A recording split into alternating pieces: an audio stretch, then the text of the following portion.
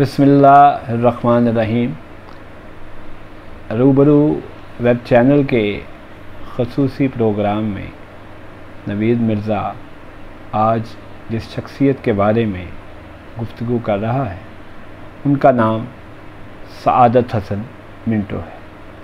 Saadat Hasan Minto Urdu के बेमिसाल अफसाना निगार, जिन्हें इंसानी नफ्सियात की तर्जुमानी के हवाले से जाना और पहचाना जाता है। सआदत हसन मिंटो 11 मई 1912 को मौज़ो समराना ज़िला लुधियाना में पैदा हुए। उन्होंने एक घुटन के माहौल में परवरिश पाई। असल में उनके वालिद ने 2 शादियां की और अपने सौतेले बहन भाइयों के दरमियान रहकर सआदत हसन मिंटो एक ऐसी घुटन का शिकार रहे जो ताउम्र उनके साथ रही।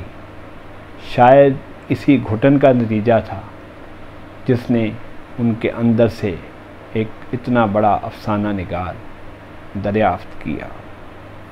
सआदत हसन मिंटो एक ऐसे अफसाना निगार थे जिनके बग़ैर उर्दू अफसाने की तारीख़ मुकम्मल नहीं होती। मिंटो ने जब लिखने का आगाज़ किया तो अपने इर्द गिर्द नाइंसाफ़ियों और अदम मसावात के अंबार लगे हुए देखे, जिस पर उनका कलम हरकत में आया और उन्होंने इन सुलगते हुए हालात के ख़िलाफ़ एहतजाज का रवैया अख्तियार किया।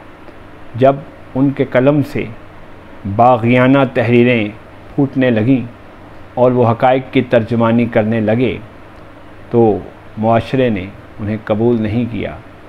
उन पर फतवे लगे और बात अदालत तक भी पहुंच गई। लेकिन फिर वो वक्त भी आया जब मुआशरे ने तस्लीम कर लिया कि मिंटो न सिर्फ़ एक साहब असलूब नसर निगार हैं, बल्कि उन्होंने अफसाने को एक नई राह दिखाई है। आज 11 मई 2021 को मिंटो के यौम विलादत पर हम उन्हें सलाम पेश करते हैं और आखिर में मिंटो के लिए एक छोटी सी नज़्म जो मेरे शेरी मजमूए मैं सुनाता हूँ किस्सा दरवेश का हिस्सा है। मुलाहिज़ा करें। बहुत से लफ्ज़ कागज़ की फसीलों पर बनाता था, कभी अपने लहू से कैनवस में रंग भरता था। नए लफ्ज़ों की खुशबू से कभी वो ज़िंदगी और मौत के किस्से सुनाता था, कभी मर्गे मुसलसल देखकर नोहे सुनाता था। मगर इस शहर में जब लोग आवाज़ें उठाते थे उसे तहमत लगाते थे। सलाम मिंटो द ग्रेट।